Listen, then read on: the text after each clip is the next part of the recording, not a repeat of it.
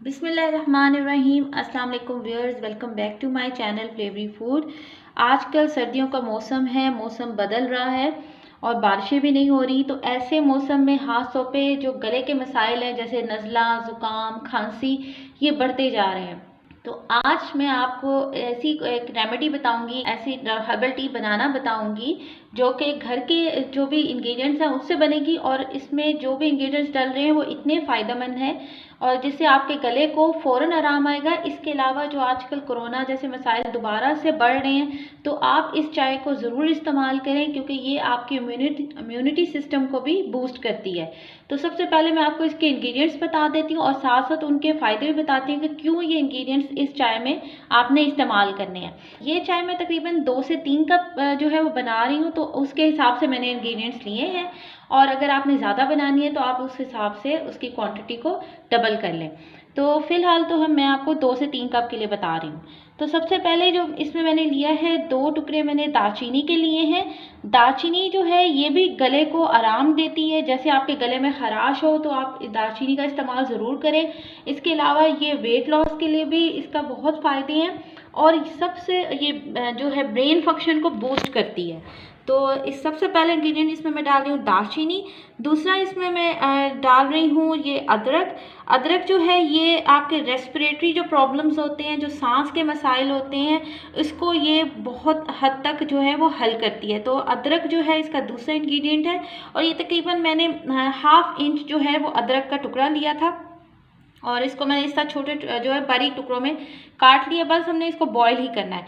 तो तीसरा जो इंग्रेडिएंट इसमें मैंने लिया है वो तकरीबन जो है 1/4 टीस्पून जो है वो ज़ीरा है और ज़ीरा जो है वो एंटी इन्फ्लेमेटरी है। तो इससे भी आपको जो है वो जो अगर जलन जैसे मसाइल है तो उसके लिए भी ये काफ़ी फ़ायदेमंद है। साथ ही जो मैंने लिया है तकरीबन 1/4 टीस्पून से थोड़ी सी ज़्यादा जो है मैंने ली है अजवाइन।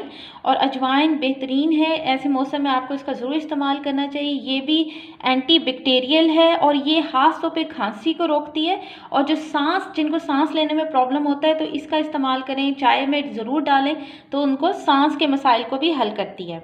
साथ ही मैंने इसमें ली है सौंफ, तकरीबन ½ टीस्पून इसमें सौंफ जाएगी और सौंफ जो है वो दमा और घुटन के मरीज़ों के लिए फ़ायदेमंद है।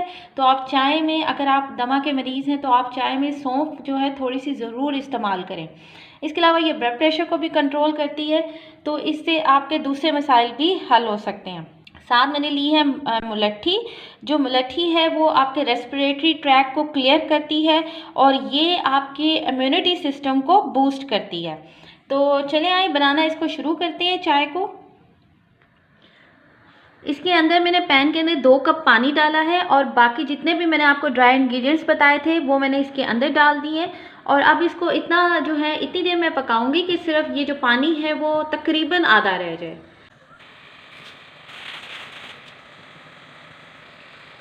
इसका जो कावा है वो बिल्कुल तैयार हो गया है। आप चाहें तो आप इसका इस्तेमाल ऐसे भी कर सकते हैं और या अगर आप बच्चों को देना चाहते हैं तो आप इसकी मुकम्मल चाय तैयार करके तो उनको दे सकते हैं। तो इसके लिए अब मैं इसके अंदर डाल रही हूँ चाय की पत्ती। मैं इसके अंदर डाल रही हूँ तकरीबन मैं 1.5 चम्मच इसके अंदर पत्ती डाल रही हूँ।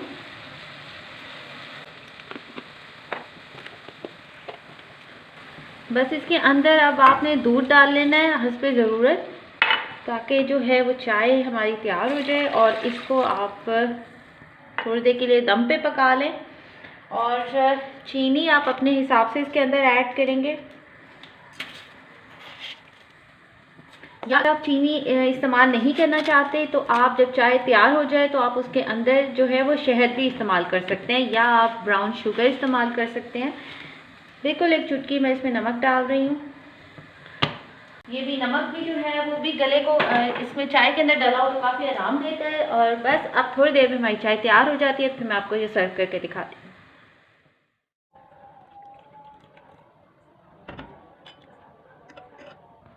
चाय तो रोज़ बनती है, हर घर में बनती है, तो आप इस तरह से चाय बनाएं सर्दियों के मौसम में जो कि मज़ेदार भी हो और आपके गले को भी आराम दे और इम्यूनिटी सिस्टम को भी बूस्ट करे।